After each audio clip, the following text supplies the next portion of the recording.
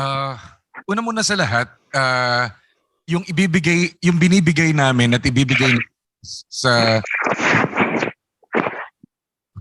sa Canada na workshop is what we're giving our artists in Star Magic. So they will experience the same training that we're doing with our own actors in ABS-CBN and in Star Magic. And what is that? I am teaching the Chabak technique. Ivana Chabak is the premier Hollywood coach, wherein if you will ask me what is the difference between the Chabak technique and the one that were given to us in the past, we are not teaching emotion as an end result. We are teaching to give them objectives to empower a goal. We're trying to give them objectives in such a way that everybody can use their pain. As I teach my actors, as I learn from Ivana Chabak that pain is the best fuel in acting. On the other hand, paano naman nangyari yung tie-up namin nila Challen at nila Rochelle? I met them, they look for me, I met them last 2019 and we're supposed to do a face-to-face workshop for 2020. Kaya nga lang, the pandemic happened. And nag-online kami and I tried it first with in ABS-CBN. Surprisingly, hindi ko ina-expect na nag-open sa ibang countries. When I started transposing our workshops, 2 months, just 2 months when the pandemic starts, I was surprised kasi I have 20 to 25 participating countries all over the world. May mga talagang puti, iba't ibang lahi. And we're so amazed kasi yung reception at yung welcome na nagustuhan nila yung training. And ang naging purpose din ng training, it's not just acting eh. Naging way ito for them to survive the pandemic. So rather than ma-depress sila, they turn to their passion in honing their passion. And week after week, they're putting up scenes in class over Zoom. And that's their one way on how to express themselves. So doon pa lang, para sa akin, panalo na yung workshop. I help them to become the best person they can be, even in the midst of the pandemic.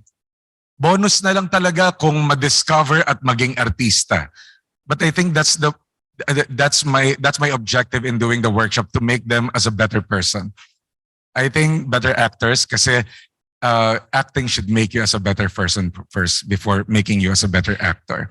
And yun, and through 2 years of doing workshops with Rochelle and Challen, I trusted them and naintindihan nila yung process. More than anything, it's really not about the money, it's really not about the tuition fee, it's about understanding the process.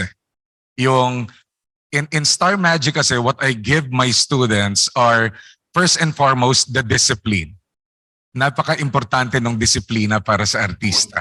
The ethics for actors. Lalo na mga Pilipino tayo eh. Nandun yung paggalang, nandoon yung being grateful, then being a better person, it follows becoming a better actor. Then papasok na dun yung technique, papasok na dun yung skill. But napaka-importante ng disiplina ng isang artista. Like kanina nabanggit ni Liza, I always tell actors, acting is a lifestyle of learning. You're just as good as your last work. So meaning, ano yan, continuous yung learning. And even us, kahit ako na nagtuturo, I continually go to Ivana Chabak in LA. Si Liza, lagi ko kasama doon. We always train. Kasi I think that is creative arts. Diba? We always have freedom, but amidst talent will be chaos without discipline. So napaka-importante nun. So that's how we came through at nagkakilala dun sa partnership ng Star Magic, because Rochelle and Challen understand and respected the discipline that I want to inculcate in the workshops. Iyon. Our last question from my end comes from Alan Sancon from StarsPhotog. Ano ang naitulong ng workshop in your personal life after the workshop? I guess this is for Ice Seguerra. I think what's nice about the Chabak training, so hindi lang kasi siya yung, it will help you with your craft eh. I think it helps you also sa personality mo, sa character mo bilang tao. Because you get to look inside yourself, right? So it helps a lot. Like I think sa aming mag-asawa, nakatulong din yung, yung pag pag-train na yan sa aming mag-asawa to help us understand ourselves better as human beings. Minsan nag-aaway kami ni Liza. Sa gitna ng away namin, so sigawan, bigla sabihin niya, wait. Kailangan ko alalahanin itong moment na to. Tapos gagamitin niya sa eksena niya. Opo, ganun po kami mag-away ng asawa ko. As a singer naman, this technique helps a lot because, like, as with any other art is for me stories, and a story should be told in different art forms, right? Through acting, through singing, and siguro with the little time I spent, training under Direk Ryan, I learned a lot in terms of having an objective as well. What is this song about? What is the story of this song? Who's my audience? How do I tell my audience kung anong kanta na to? So knowing this Chabak technique doesn't only help you with, with your life, with your acting, but it also helps a lot with your singing because mas magkakaroon ka ng understanding dun sa teksto nung kinakanta mo. So, happy birthday to you. Okay. Anyway, yun po, I think that's what I can say about this workshop.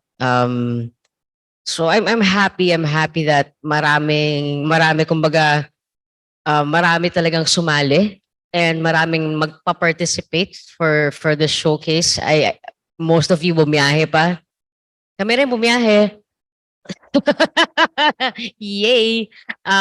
But I'm very, very excited because I've seen how direct and kung paano niya nagagawa talaga na maipalabas yung mga nasa sa loob ninyo in such a way that is natural and beautiful.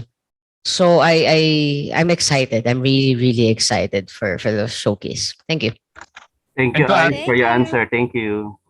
And I'd just like to add to that, parang yung workshop, even if you don't get a role in a film or a TV, the workshop makes you a better person eh. Kasi for sure there's an improvement in you. First, you'll have confidence. Pagkatapos yung mag-workshop, meron ng confidence sa inyo eh. It might not be in a role sa movie or no, but for example, in school, when you get cast in a school play, mas magaling ka na kaysa sa mga kaklase mo. And when you go out karaoke night with your friends, mas magaling ka na kumanta kaysa sa mga kaibigan mo. So there's something better in you when you go after you attend the workshop. Ako din, I Definitely, yes. just want to concretize, what is Chabak technique and what makes it different from the rest of the acting techniques that's being offered by different mentors. And when you say, oh, it makes you a better person, what does it mean? So with Chabak kasi, it's called substitution. So what the main principle of the technique is to go after an objective. So for example, sa isang eksena, normally sa mga actors, especially sa mga sa atin, sa Pilipinas, no, sanay sila na spontaneous. Teka lang, ano ba yung nararamdaman ko ngayon? Teka, dapat galit ako dito. Dapat dapat kinakabahan ako. It becomes about the self. But it's not about the self. It's about what you're going after. Ano bang gusto mong makuha dito sa taong to? I want to get you to forgive me. To get you to love me. Gusto kong makuha ang pagmamahal mo. So paano ko sasabihin yung mga linyang ito para mapa-oo kita? Para mahalin mo ko. Guys, nagagamit ang sabak. So what's really amazing about the technique is you leave the self. Hindi ka nagiging, ang kailangan sa'yo is to be vulnerable, is to really bare yourself and know that for that objective that you're going to go for, ready ka na tanggapin kung paano niya ibabato yun sa'yo. Kasi hindi mo naman makukuha yung oo right away, di ba? Hindi mo makukuha yung love. That's the push and pull, and that's the beauty of a scene when there's conflict. So you try to go for what you want, and then whatever you receive, you still push to get what you want. So hindi na siya, ano ba dapat galit ako dito? Kasi hindi mo na alam, pwedeng hindi ka galit doon sa eksena. Pwedeng ibahin mo yung strategy mo just to get that love. So that's the very, very important thing about the Chubak technique, because when you go for these objectives, you think about people na gusto mong hingan ng mga ganitong klaseng objective. Kanino ko ba gusto humingi ng pagmamahal? Yung nanay ko. May issue kami. So kailangan siya yung bubog ko. So minsan gagamitin mo yung mga taong ito sa eksena para maging truthful, para maging vulnerable. Ikaw, in going after the objective. So acting is really hard because acting requires you to really bare yourself, to open up yourself to people you don't know, to strangers, because that's when people see through you and know that you're not acting, that you're actually showing your truth within a circumstance or a scene. So that's the beauty of what Direk Ryan is teaching, because pag sinabi niyang it makes you a better person, minsan pagkatapos ng eksena, tatawag ka sa nanay mo para mag-sorry, para kamustahin sila, or kung sino man yung ginagamit mong bubog, kasi totoo siya sa'yo eh. Talagang pinagdadaanan natin yung mga bagay na ginagamit natin para mas maging effective yung role na ginagampanan natin sa eksena. Teacher Julie will add lang. May dadagdag po ako. Yung mga realizations yun yung mga lumalabas. So you have to be vulnerable to put yourself in that state para mailabas mo yung totoo. Okay? So you have to be sincere, whether it's acting, singing, dancing. These are all art forms. So if you're really passionate about these things, dapat yung totoo ang ilalabas natin. And I'd like to also congratulate in advance yung mga students ko sa Voice, kasi there are people na tinuruan ko ng class 1 tapos nag-enroll ulit ng class 2. Ngayon meron na silang mga sarili nilang recording sa Spotify. Ret de la Cruz, yeah. Si Jet Mauricio is also, but he's not here, kaya lang nag-opening act na siya sa mga beauty pageants and mga yung kay Renee Salud, yung fashion show dito. So, sabi rin ni Sir Ed a while ago, no, lahat ng workshops na pinagdadaanan natin, no, it equips you, no. Hinahanda tayo lahat. Hinahanda tayo lahat sa kung saan tayong entablado haharap.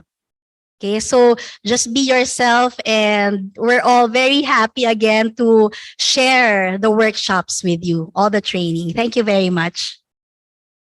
Maraming salamat po. I'm so happy to be part of this showcase. Thank you, Star Magic. Thank you, AMP Studios. Maraming salamat sa inyo. I'm very excited. I'm very excited. So, see you po sa mga susunod na mga araw, and I just can't wait. Thank you. That's the short message. Yes. Oh, sorry. To all our guests here, thank you for staying. It's midnight na dito, tama ba? Di pa ba? 11:22, almost midnight. Pero nandito pa rin sila. Thank you, AMP Studios Canada, for inviting me to be part of this showcase. Direk Ryan for always being there to support me, and Star Magic, salamat for really championing the importance of training, not just in our industry, pero sa mga diaspora natin sa buong mundo na gustong magkaroon ng ganitong klaseng access sa training. So maraming salamat po. A short message from Teacher Julie. Okay, maraming salamat sa tiwala and warm welcome. So, natutuwa ako na nandito yung buong family ko sa Star Magic Workshop. So, maraming salamat sa inyo at hope to see you again soon sa aming mga susunod na workshops. Peyton Garcia is here. Of course, PJ, Challen, and Rochelle, mga part din sila ng classes namin. Thank you so much. Next words from Sir Ed. Thank you again. Thank you for everyone for having us here in Toronto. It's a big honor for us. Ang dami palang Pilipino dito sa Toronto. I hope ABS-CBN will, some of the ABS-CBN shows siguro pwedeng mag-asap dito sa Toronto na maraming Pilipino rito. So thank you for having us. And we hope to be back again soon. Thank you, Sir Ed. Now let's hear from Mr. Shell and Mr. Shallen. First of all, I'd like to thank Rembrandt for hosting this amazing press conference. Let's give him a round of applause, Rembrandt. All right. I would also like to thank our primary sponsor, Mitsify, Tita Mitzi. And CJ. Thank you. Thank you. Stand up, stand up. Stand up, yes. Thank you. Thank you for sponsoring this amazing dinner. Without you guys, none of this would be possible. Thank you. I would like to thank our students, and the students' parents. Thank you for keeping on trusting in us and coming and joining us in this amazing journey. And I can't wait to see what goals and places that you guys are gonna reach. And last but not least, I'd like to thank Kuya Ed, Direk Ryan, Liza, Ice, Julie, Mac for coming halfway around the world to come and join us here in -7 degrees Celsius, Toronto. Ayan. Thank you. Thank you so much, everyone, for being here and witnessing this partnership with us. Thank you to the students for being passionate about the arts, and of course, without the students, we won't be able to do the teaching, right?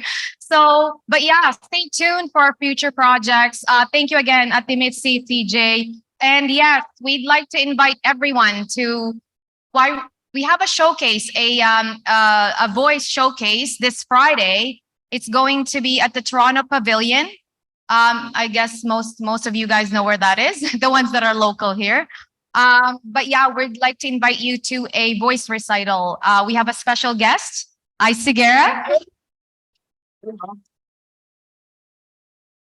And of course, we have Rhett, Peyton, and myself, Jello, PJ, and Bella, who's going to be performing at that event. So yeah, if you guys are, of course, you guys are welcome to check that showcase out. And again, thank you everyone for being here. All the press, thank you so much. Thank you. Once again, those are Mr. Shell Everton and Mr. Shallen Lazerna of AMP Studios, Canada. And last but not the least, we have the head of Star Magic Workshops, Direk Ryan Carlos. Okay, maraming salamat po sa inyong lahat. Maraming salamat sa warm welcome, Canada. Sa mga press po dito at saka sa press sa Pilipinas, maraming salamat. And sa mga estudyante ko at sa lahat na magiging estudyante pa, I always say this. Life is not about everything. It's all about finding meaning in everything. I hope you find your meaning in my workshop. Okay. Maraming salamat po.